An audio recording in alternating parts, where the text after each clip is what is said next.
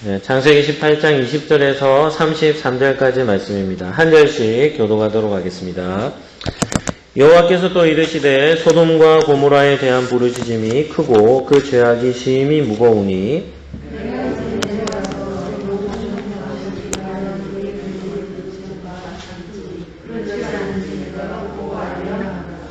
그 사람들이 거기서 떠나 소돔으로 향하여 가고 아브라함은 여호와 앞에 그대로 섰더니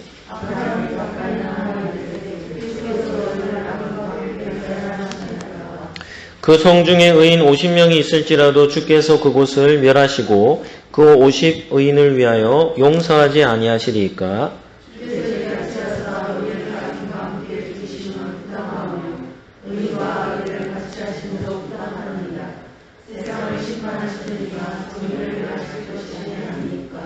여호와께서 이르시되 내가 만일 소돔 성읍 가운데서 의인 50명을 찾으면 그들을 위하여 온 지역을 용서하리라.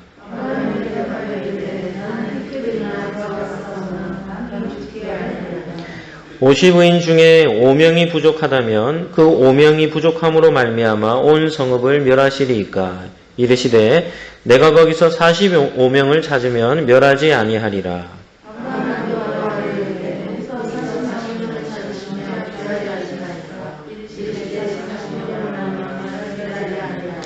아브라함이 이르되 내 주여 노하지 마시옵고 말씀하게 하옵소서. 거기서 30명을 찾으시면 어찌하려 하시나이까. 이르시되 내가 거기서 30명을 찾으면 그리하지 아니하리라.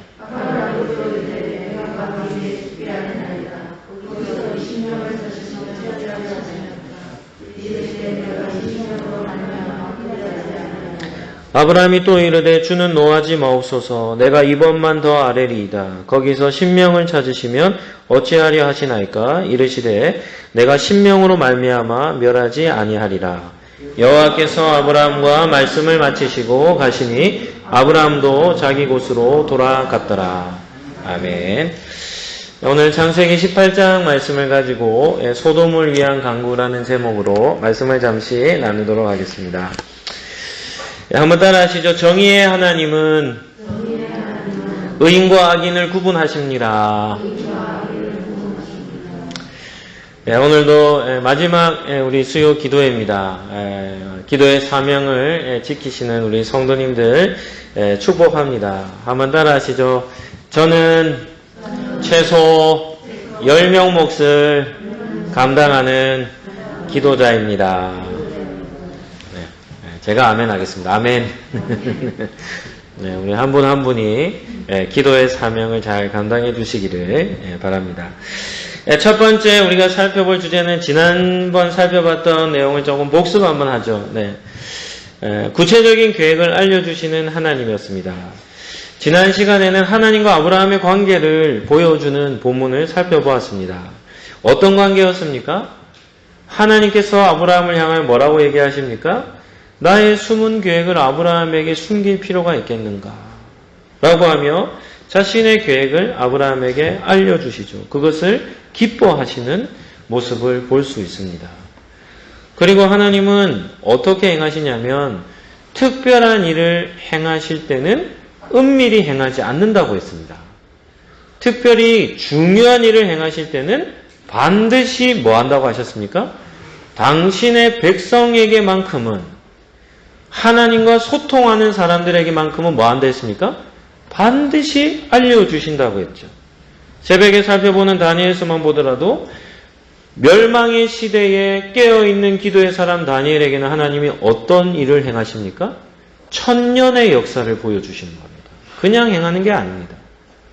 바벨론의 대제국의 멸망, 메대와 마사의 역사의 끝, 헬라 역사의 끝, 그 다음에 다가올 로마 시대의 10대 왕들의 이야기까지 지금으로부터 1000년 앞을 내다보는 계획들을 하나님이 다니엘에게 보여주시는 것이죠.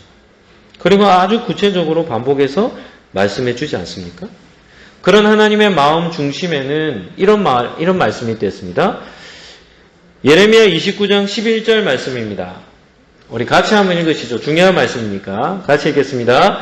여호와의 말씀이니라. 너희를 향한 나의 생각을 내가 아나니 평안이요 재앙이 아니니라. 너희에게 미래와 희망을 주는 것이니라. 아멘. 절망의 시대입니다. 포로기입니다. 끝이 보이지 않는 것 같아요. 그런 그들에게 하나님은 무엇을 주시고자 하십니까? 희망이 넘치는 미래를 내가 너희들에게 주고자 한다. 라는 것이 하나님 마음의 중심이죠.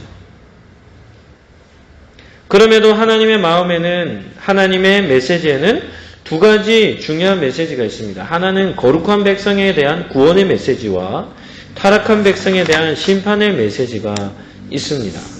오늘 우리가 읽은 창세기 18장 말씀은 뭐가 관련된 메시지입니까? 구원의 메시지입니까? 심판의 메시지입니까?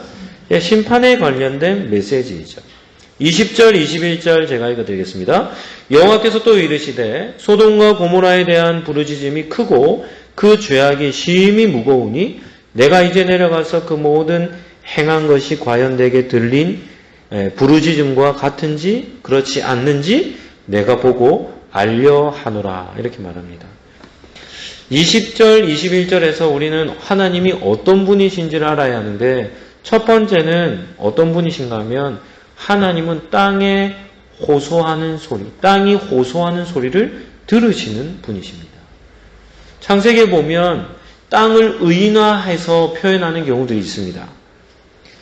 창세기 4장 11절 말씀 제가 한번 읽어드릴게요. 땅이 그 입을 벌려 내 손에서부터 내 아우의 피를 받았은즉 네가 땅에서 저주를 받으리라. 가인이 아벨을 죽일 때 어떻게 죽입니까? 공개적으로 죽이지 않습니다. 어떻게 죽이죠? 들에 몰래 불러서 은밀하게 죽입니다. 그랬는데 하나님이 가인에게 찾아오셔서 뭐라고 하냐면 아벨이 흘린 피를 땅이 받아 먹었다는 겁니다. 그래서 땅이 받아 마셔서 그 아벨의 죽음을 나에게 고한다는 거예요. 땅이 마치 사람과 같이 입을 벌려서 아벨의 피를 받아 마신 것처럼 말씀하는 겁니다. 마찬가지입니다. 소돔과 고모라 땅에 심각한 죄로 가득해버리는 겁니다. 질문을 한번 해보죠. 하나님의 눈에 도저히 용서받지 못할, 하나님이 반드시 멸망시켜 버리시겠다는 마음을 갖게 만드는 죄악이 어떤 죄가 있겠습니까? 그런 건 특별한 죄가 아닙니다. 성경에 보면 하나님이 용서하지 못하는, 참 지금 우리 하나님 어떤 분이신가 하면 인자가 크세요. 자비가 크세요. 그런 분이심에도 불구하고 도저히 살려둘 가치를 발견하지 못하여 멸망을 시켜야 할 대상들이 짓는 죄. 어떤 죄겠습니까? 포악함입니다. 포악함입니다. 잔인한 거예요. 특히나 죄가 없는 무죄한 자들을 향해 정말 악하게 괴롭히는 포악성은 하나님이 용납하지 않으십니다. 영화나 드라마 이런 데 보면 죄 없는 사람 잡아가가지고 막 엄청나게 막 고문하면서 이렇게 막 협박해서 나쁜 짓 하는 사람들 있죠? 소망이 없는 사람들입니다. 그런 사람들은 소망이 없습니다. 왜냐하면 하나님이 가장 싫어하는 일을 행하는 사람들이죠. 육체적인 폭행이든 성으로 폭행하든 이런 잔인한 폭행이 땅에 가득 차버리면 그 땅에서는 한 가지 현상이 일어납니다. 어떤 현상이 일어날까요? 땅에서 울부짖는 신음소리가 그 땅을 가득 채웁니다. 곳곳에서 고통하며 신음하는 소리들이 그 땅을 꽉 차요. 그러면 하나님은 어떻게 하시냐면 그 땅에서 부르짖는 신음소리를 하나님 뭐 하실까요? 들으십니다. 하나님 들으세요. 출애굽기 2장 23절에 보면 여러 해 후에 애굽 왕은 죽었고 이스라엘 자손은 고된 노동으로 말미암아 탄식하며 부르짖으니 그 고된 노동으로 말미암아 부르짖는 소리가 하나님께 어떻게 됩니까? 상달됩니다. 출애굽 영화를 보면 이스라엘 백성들이 애굽 사람들에게 어떻게 당합니까? 중노동을 해요. 중노동을 해요. 먹지도 못하고 막 엄청나게 노동을 하는데도 불구하고 끊임없이 그들의 등에는 뭐가 내려쳐집니까? 채찍이 가해지는 겁니다.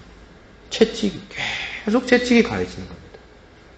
그러니까 애굽 땅의 이스라엘 백성들의 노동 현장에는 무슨 소리로 꽉 차겠습니까?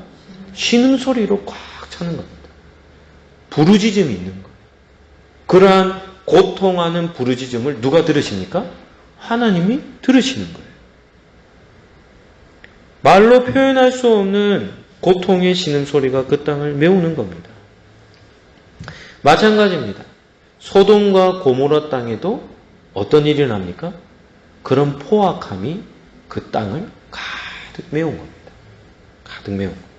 그래서 하나님은 그 땅에서 호소하는 소리를 소돔과 고모라에 대한 부르짖음이 어떠냐면 크다는 겁니다. 큰 부르짖음이 그 땅에서 울려 퍼지고 있는데 그 큰 부르짖음이 전부 다 고통하며 신음하는 소리로 그 땅이 가득 차버린 것이죠. 그래서 하나님은 그런 소리를 들으십니다. 두 번째는 하나님은 땅의 상태를 확실하게 점검하십니다. 21절을 다시 한번 볼까요? 내가 이제 내려가서 그 모든 행한 것이 과연 내게 들린 부르짖음과 같은지 그렇지 않는지 뭐 하려고 내려간다는 겁니까? 내가 보고 알려고 내려간다는 겁니다. 여기서도 우리 하나님은 어떤 분이십니까? 하나님은 멀리서 보시는 분이 아니세요. 어떤 천사든 누가 와서 하나님 그 땅 심각하다던데요. 이렇게 해서 삼자의 증언으로 들으시는 분이 아닙니다. 우리 하나님은 어떤 분이십니까? 직접 찾아오셔서 직접 확인하시는 분이시라는 겁니다. 창세기 11장에도 보면 하나님께 집단적인 반역을 일으켰던 사람들이 있었습니다. 혹시 이름을 기억하실지 모르겠는데 바벨탑 주동자가 누구였죠? 니무롯이라는 인물이에요. 니무롯. 네. 니무롯이라는 인물이 엄청난 사람들을 노예화시켜 어마어마한 제국을, 어마어마한 탑을 쌓기 시작하는데 뭐 하려고 쌓냐면 하나님께 반역하고자 쌓는 겁니다. 그럴 때 성경에 보면 창세기 11장 5절에 보면 하나님께서 이렇게 말합니다. 하나님께서 사람들이 건설하는 그 성읍과 탑을 보려고 어떻게 하셨다는 겁니까? 내려오셨다는 거예요. 하늘 저 멀리 하나님의 보좌에 앉으셔서 하나님은 멀찌감치 보고 계시는 분이 아니라 이 땅에서 무슨 큰일, 하나님께 대한 반역, 죄악에 대한 포악성들이 꽉 차는 그런 현장들이 있을 때마다 하나님 뭐 하시냐면 그것을 직접 내려오셔서 확인하시는 겁니다. 이것은 무엇을 의미하는가 하면 한번 따라 하실까요? 하나님의 심판의 공정성. 무엇을 뜻한다고요? 하나님의 심판의 정의로움을 뜻하는 겁니다. 하나님은 심판을 내리실 때 어떻게 하시냐면 상황을 직접 확인하시고 그에 따른 판결을 내리시는 것이죠. 그러니까 이렇게 판결을 내리시니까 어느 누가 나와서 하나님의 판결은 그릇됐습니다. 잘못됐습니다. 이렇게 변론한 사람이 있겠습니까? 없겠습니까? 없는 겁니다. 없는 거죠. 그래서 오늘 하나님은 아브라함과 대화를 하시며 그 땅을 심판하시기 전에 그 땅의 상태를 점검하러 왔다고 아브라함에게 말씀하고 있는 겁니다. 두 번째는 아브라함을 통해 배우는 기도의 원리입니다. 3명의 나그네가 아브라함의 장막을 떠날 때는 두 부류로 나누어집니다. 두 사람은 먼저 소돔 땅으로 내려갑니다. 그런데 성경 창세기는 이 두 사람을 누구라 표현합니까? 천사들이라고 표현해요. 그리고 세 사람 중에 한 사람은 어떻게 합니까? 남아있어요. 그리고 뭐 합니까? 아브라함과 대화를 나누고 있죠. 그런데 오늘 본문에서 중요한 포인트는 뭔가 하면 하나님께서 하시는 말씀을 듣고 아브라함이 반응하는 부분이 중요합니다. 반응하는 부분. 이 아브라함의 반응이 하나님께 간구하는 거거든요. 그래서 이 아브라함의 모습을 통해서 우리는 성경적인 기도의 원리를 배울 수 있습니다. 그러면 하나님의 계획을 들었던 아브라함 어떻게 반응합니까? 23절에 보면 아브라함이 가까이 나아가 이르되 주께서 의인을 악인과 함께 멸하려 하십니까? 라고 반응하는 거죠. 성경적인 기도의 원리, 아브라함에게 배우는 기도의 원리 첫 번째입니다. 한번 따라 하시죠. 기도의 내용. 네, 기도의 내용을 배워야 합니다. 아브라함은 하나님의 말씀을 듣자마자 깜짝 놀라요. 왜냐하면 하나님께서 지금 소돔과 고모라를 멸망시켜버리고자 하는, 심판하고자 하는 계획을 갖고 계셨기 때문이죠. 그래서 그 말을 듣고는 깜짝 놀라서 하나님 앞에 제일 먼저 반응하여 말한 것이 무엇인가 하면 의인의 구원을 위해 간구하는 겁니다. 하나님, 그 땅에 있는 의인을 악인과 함께 멸하려 하십니까? 기도의 내용입니다. 기도의 내용. 악인들이 멸망을 당하는 것은 당연한 거겠죠. 하나님의 정의에 조금도 어긋남이 없는 겁니다. 그럼에도 아브라함의 간구에는 두 가지 키워드, 우리가 앞에서 살펴봤듯이 하나님의 정의라는 포인트가 있고 또 한 가지는 의인의 구원이라는 개념이 이 속에 포함되어져 있습니다. 하나님은 정의로우신 분인데 악인과 함께 의인을 멸하시면 하나님의 정의가 어떻게 됩니까? 잘못되지 않겠습니까? 그래서 아브라함의 기도의 내용은 무엇인가 하면 하나님께 속한 성도들을 위해, 의인들을 위해 기도하는 것입니다. 성도라 할지라도 인생의 위기를 맞이할 수가 있고 또 악한 자들로 인해서 고통당하는 그런 일들이 종종 발생하죠. 그럴 때면 우리는 그러한 위기 가운데 있는 하나님의 백성 구원해 달라고 우리는 기도해야 하는 겁니다. 이 아브라함이 하나님께 간구했던 기도의 내용이죠. 두 번째는 하나님의 정의가 이 땅 가운데 실현되기를 위해 기도하는 겁니다. 우리가 사는 시대는 어떤 시대인가 하면 이것도 중요한 겁니다. 우리가 사는 시대는 사람의 인권이 신격화되어진 시대입니다. 우리가 사는 시대는 어떤 시대라고요? 사람의 인격이 신격화되어 있습니다. 사람의 인간 존재, 인권이죠. 인권. 사람의 인권이 성경 말씀보다 더 귀합니다. 사람의 인권이 우리의 신앙보다 더 윗개념, 더 상위 개념입니다. 따라서 성경 말씀으로든 하나님의 관점으로든 사람들을 평가하는 것을 허락할까요? 안 할까요? 허락하지 않습니다. 허락하지 않습니다. 오늘도 한 지인을 통해 이 기사가 하나 올라왔더라고요. 게이 커플입니다. 게이 커플. 남자들의 커플이죠. 동성애 부부겠죠? 2019년인가? 2021년인가? 결혼했답니다. 두 사람. 그럼 같이 살아요. 그런데 법에 소송을 걸었어요. 건강보험 혜택을 달라. 근데 1심에서는 졌는데 2심에서는 법원이 통과시켜줬어요. 1심에서는 이성간의 관계만 부부다 이렇게 해서 졌는데 또다시 제기했을 때 2심에서는 통과됐습니다. 우리나라도 이제 공식적으로 동성애 커플이 건강보험이라든지 이런 혜택을 이제부터 받기 시작합니다. 동성혼에 대한 법이 통과되기가 이제 얼마 남지 않은 것 같습니다. 사람의 인권이 무엇보다 더 높이 치냐면 하나님의 말씀인 성경보다 더 높은 위치에 있습니다. 그래서 사람의 인권이 신격화되어 있습니다. 어느 한 사람이든지 자기의 주관과 자기의 입장을 입술로 표현하면 그것을 함부로 평가하지 못하는 시대가 되어버린 것이죠. 성경은 우리에게 무엇을 제시하냐면 윤리관을 제시합니다. 성경은 우리에게 무엇을 제시하냐면 선과 악을 제시합니다. 옳고 그름을 제시하죠. 분명한 도덕적 윤리적 기준을 우리에게 제시합니다. 그런데 이 시대는 그런 것을 무시해버립니다. 성경이 죄라고 얘기하는데 이 시대는 그게 죄가 아니라고 얘기하는 겁니다. 십계명도 통하지 않아요. 간음하는 죄, 우리나라는 간음죄가 없어져 버린 지가 오래됐습니다.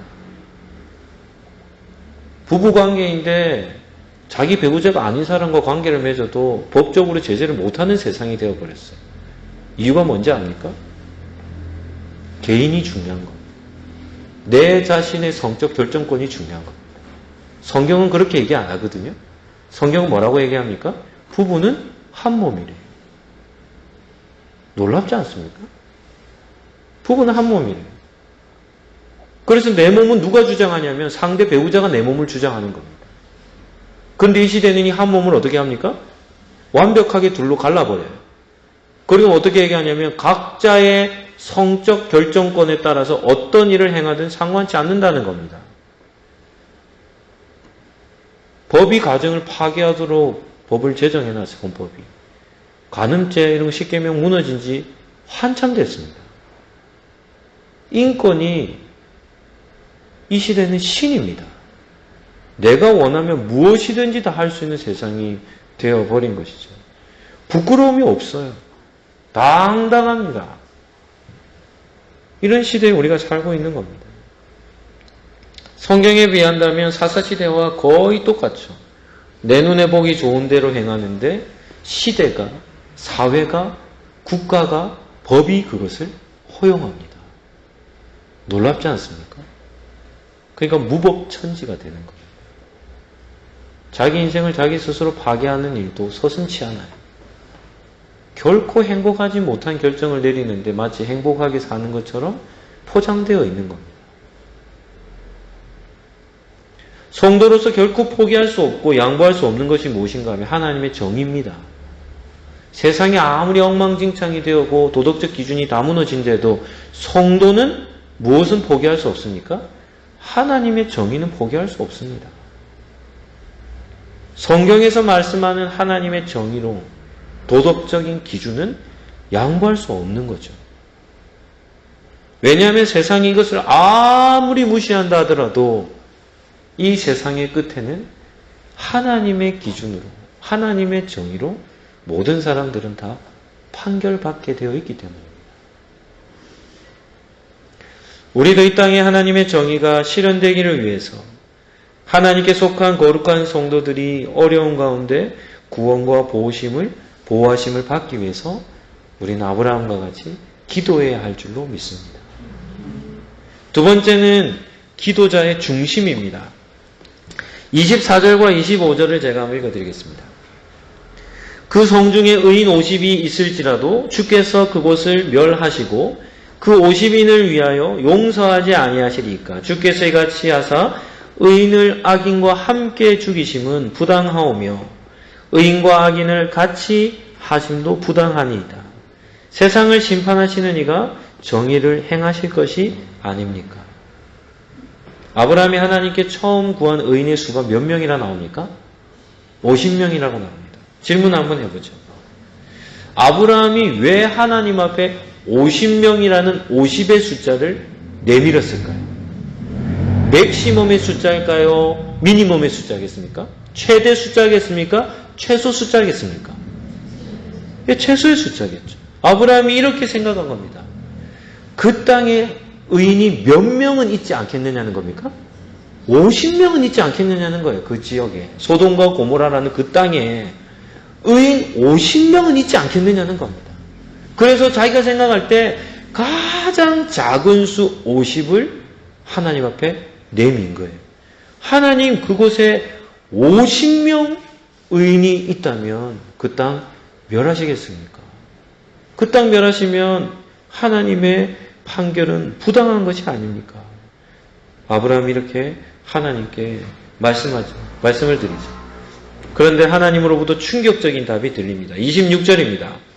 26절 우리 같이 한번 읽어보실까요? 시작. 여호와께서 이르시되 내가 만일 소돔 성읍 가운데에서 의인 50명을 찾으면 그들을 위하여 온 지역을 뭐 하겠다는 겁니까? 용서해 주겠다는 겁니다. 아브라함의 예측이 맞아 들어갔습니까? 틀렸습니까? 틀렸어요. 하나님의 대답 전혀 예측하지 못했던 대답을 듣게 된 겁니다. 50명만 있어도 나는 그 모든 땅을 용서하겠다는 겁니다. 소돔과 고모라 땅에는 의인 50명이 없었던 거죠. 지금으로부터 아브라함이 하나님께 몇 번 더 간구하는지 압니까? 손 한번 들어보시죠. 50, 45. 이 45를 잘 모르세요. 50, 45, 40, 30, 20, 10. 그럼 몇 번 간구한 겁니까? 6번 간구한 거예요. 6번. 아브라함은 포기하지 않습니다. 하나님 50명만 있어도 용서해 줄게. 하나님 5명을 감해서 45명. 45명 용서해 줄게. 그러면 5명 더 감해서 40명 용서해 줄게. 어라? 이렇게 됐겠죠. 그러면 30명, 20명, 10명까지 6번이나 간구한 겁니다. 여기에서 우리는 아브라함의 간구에서 기도자의 중심을 발견해야 됩니다. 어떤 중심입니까? 영혼을 구하고자 하는 포기하지 않는 중심입니다. 한두 번이 아니에요. 끝까지 뭐 하는 겁니까? 의인의 구원을 위해 간구하는 겁니다. 어떤 사람들이 이렇게 얘기할 수도 있습니다. 10명에서 왜 끝났냐? 5명, 1명까지 가야 되는 게 아니냐? 그 사람은 본문의 뉘앙스 잘 몰라서 그래요. 하나님이 10명만 있어도 용서해 주겠다고 하니까 아브라함이 그제서야 깨닫는 겁니다. 그 땅에는 의인이 몇 명도 없다고요? 하나도 없다는 겁니다. 6번 간구하고 하나님이 왜 그 땅을 심판하려 하시는지를 깨달은 거예요. 그래서 10명까지 구하고는 그 다음에 구하지 않은 겁니다. 소돔과 고모라 땅은 완전히 죄악으로 뒤덮여 있는 땅이에요. 의인이 한 사람도 없어서 멸망을 당한 겁니다. 그럼에도 아브라함의 중심이죠. 어떻게 해서든지 그 땅에 의인을 구원해내고자 하는 그 중심. 영혼 사랑하는 마음은 우리가 품어야 하는 겁니다.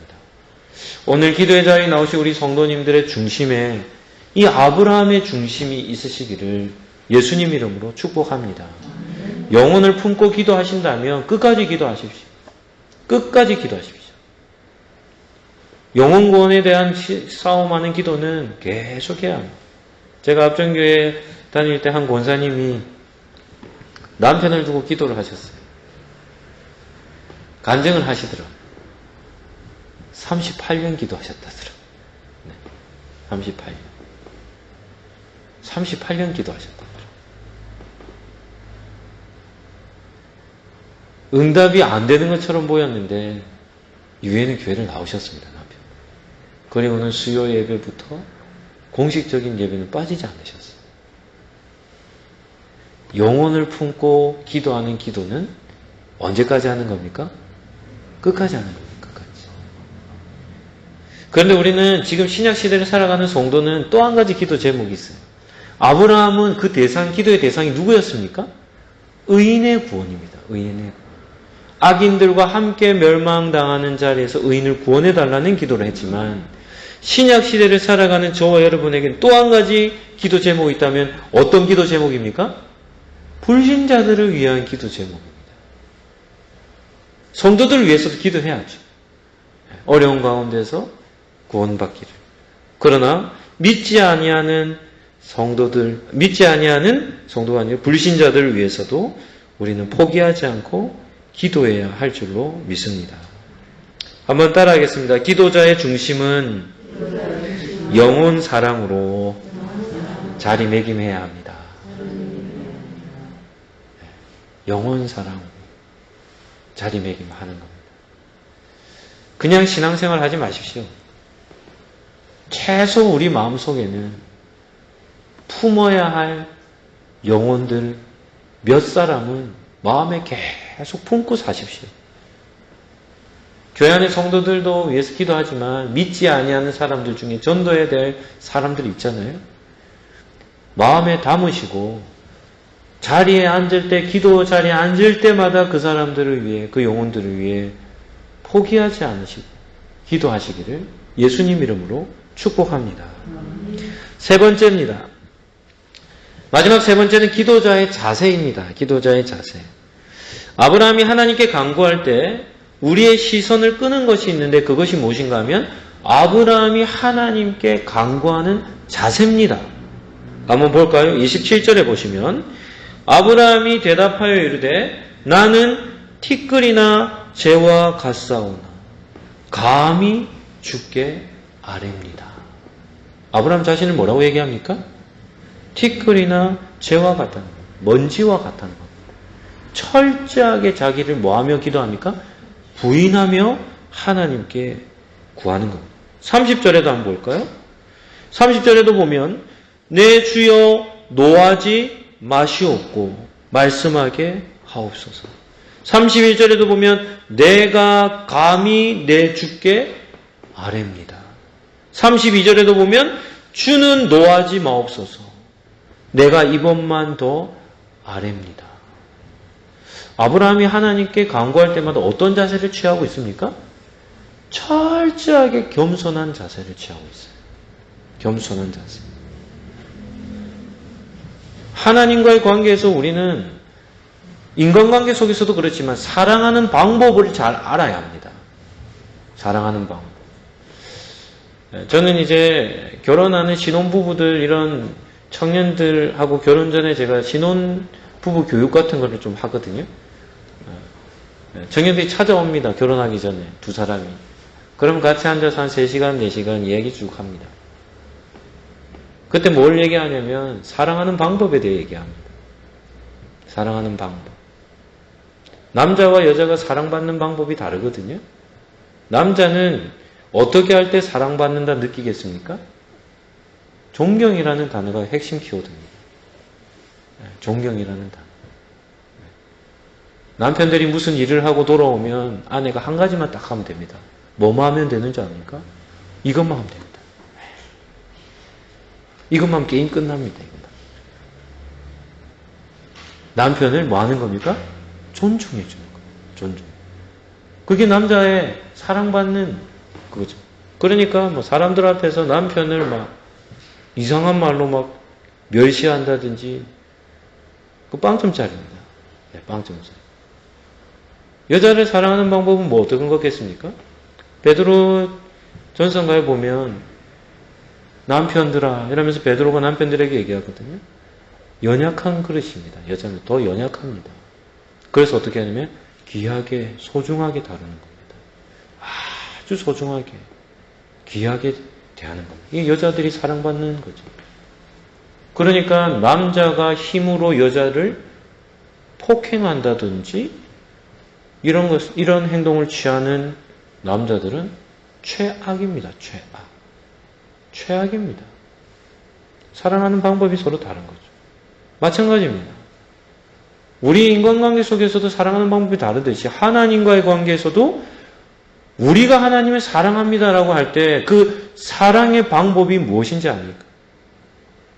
성경은 지혜서에 보면 하나님을 뭐 하는 게 지혜로운 삶이라죠? 경외한다 이렇게 하죠. 하나님을 두려워하는 건데 부들부들 떨며 무서워하는 게 아니라 경외라는 단어는 어떤 표현이냐면 공경에 대한 최상급입니다. 하나님을 어떻게 합니까? 아주 높이는 겁니다. 그분의 왕되심, 주인되심을 인정해 드리는 것. 그래서 하나님 앞에서 겸손한 자세를 취하는 게 누구를 사랑하는 방법입니까? 하나님을 사랑하는 방법입니다. 아브라함은 하나님과 대화를 하며 하나님께 간구할 때 어떻게 합니까? 철저하게 겸손한 자세로 하나님 앞에 섭니다. 그리고 간구하는 겁니다. 여러분 중에 그렇게 기도하는 사람들 본 적 있습니까? 하나님께 기도하는데 썽을 냅니다.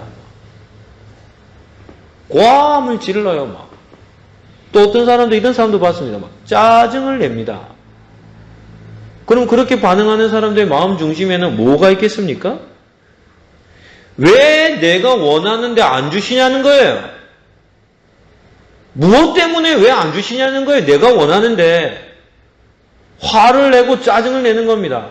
그런 사람들의 중심에는 전부 자기 중심적, 탐욕적, 기복적 이런 게 그 사람 속에 꽉 차 있어요. 하나님의 뜻은 아무런 상관이 없고 뭐가 중요한 겁니까? 내가 원하는 것 들어주는 게 중요한 겁니다. 그런데 이런 것은 기도자의 자세가 아닙니다. 기도자의 자세가 아닙니다. 예수님께서 보여주신 기도의 원리가 무엇입니까? 마태복음 26장 39절 하반절에 보면 나의 원대로 마시옵고 누구의 원대로요? 아버지의 원대로. 기도는 내가 원하는 걸 땡깡 부리고 막 고집 피워서 하나님의 뜻을 꺾어서라도 내가 원하는 것을 쟁취하는 게 기도가 아닙니다. 기도는 뭐 하는 겁니까? 내가 원하는 것을 뭐 하는 겁니까? 꺾고. 누가 원하시는 걸요? 하나님께서 원하시는 것을 우리가 순종하는 것이 기도가 아닙니까? 따라서 기도자는 기도할 때마다 어떻게 기도해야 합니까? 아브라함과 같이 기도하는 겁니다. 하나님, 저는 먼지와 같은 존재입니다. 감히 하나님께 간구합니다. 하나님 앞에 겸손한 자세로 기도를 하는 것이 성경적인 기도법이라는 겁니다. 말씀을 정리하도록 하죠. 지혜롭게 신앙생활을 하기 위해서든 은혜롭게 신앙생활을 하기 위해서든 한 가지 제일 중요한 것이 있는데 그것은 하나님과의 관계입니다. 제가 설교할 때 하나님과는 우리 성도와는 어떤 관계를 유지해야 된다 했습니까? 선순환적 관계를 유지해야 된다 했습니다. 계속 찌그럭찌그럭거리는 악순환의 관계가 아니라 선순환의 관계를 유지해야 된다 했죠? 선순환의 관계는 어떻게 하면 유지가 됩니까? 우리가 하나님을 위하고 하나님은 우리를 위하실 때 영적 선순환 관계가 이루어지는 겁니다. 우리 마지막에 불렀던 찬양 주가 일하시네. 주님은 누구에게 일하십니까? 주님께 아끼지 않는 자에게 일하신다는 겁니다. 이게 선순환적 관계입니다. 우리는 하나님을 위하여 일하고 하나님은 누구를 위해 일하십니까? 우리를 위하여 일하시는 겁니다. 아브라함 창세기 18장에 나오는 하나님과 아브라함의 관계 어떠합니까? 하나님께서 당신의 속에 품고 있었던 뜻을 누구에게 알리십니까? 아브라함에게 알리시기를 기뻐하시는 거죠. 그리고 아브라함은 어떻게 합니까? 하나님을 경외하는 자세, 겸손함으로 하나님 앞에 간구하는 모습을 취하고 있는 것이죠. 가장 이상적인 관계죠. 오늘 기도의 자리에 오신 우리 성도님들도 아멘으로 한번 반응해 주시죠. 여러분의 기도 속에 하나님의 정의가 살아있기를 예수님 이름으로 축복합니다. 하나님의 정의에 대한 부분은 절대 포기할 수 없습니다. 아무리 그 사람이 어떻다 하더라도 그 사람의 인권보다는 하나님의 정의가 더 중요한 것이죠. 여러분의 중심에는 영혼을 향한 뜨거운 사랑의 중심이 있으시기를 예수님 이름으로 축복합니다. 기도자만이 영혼을 위해 기도할 수 있습니다. 우리만 기도할 수 있어요. 기도하는 사람이니까요. 그렇기 때문에 우리의 마음속에는 어떤 대상을 탁 품으면 우리의 마음에 열이 올라오는 겁니다. 뜨거움이 회복이 되는 거예요. 그 한 영혼에 대한 그런 간절한 그런 사모함이 있어야 하는 것이죠. 아브라함도 6번이나 간절하게 구합니다. 그냥 구하지 않습니다. 주여 노하지 마옵시고 저의 간구를 들어주십시오. 간절히 구하는 것이죠. 그러한 마음의 중심이 우리에게 있어야 하는 겁니다. 하나님 앞에서 기도하실 때마다 겸손한 자세로 주님께 간구하시기를 예수님 이름으로 축복합니다. 하나님 앞에서의 겸손함, 지혜서에 보면 뭐라고 나옵니까? 존귀의 앞자기가 뭐라고 합니까? 겸손이라는 거예요. 교만이 아닙니다. 겸손하면 모든 존귀한 가치가 그 겸손한 자를 따라오는 겁니다. 왜요? 하나님이 주시기 때문이죠. 하나님 앞에서 겸손한 자세로 간구하심으로 하나님의 귀히 여기시는 은혜가 오늘 우리 참석한 우리 기도자들에게 임하시기를 예수님 이름으로 축복합니다. 한번 따라 하시죠. 지혜로운 기도자는 겸손히 하나님께 간구합니다. 우리 같이 기도하며